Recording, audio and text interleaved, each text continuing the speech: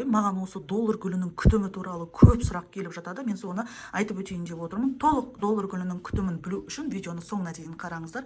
Мына доллар зензи деген сорты қыздар. Бұл маған тапсырысқа түскен болатын. Осындай бір керемет кашпоға өзіне арналған топыраққа отырғызып беруімді сұранған болатын. Міне отырғызып отырмын.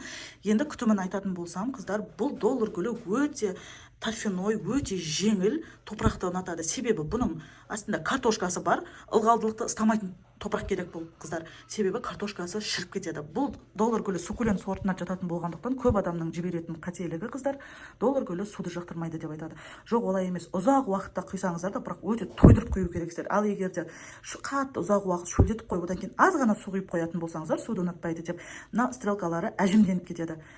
Мысалы, бір айда құйсаңыздар да суды, бірақ өте көп мөлшерде тойдырып құйыңыздар. Сол кезде гүлдеріңіз әдемі өсетін болады. Және суккуленттерге арналған көптеген микроэлементтерді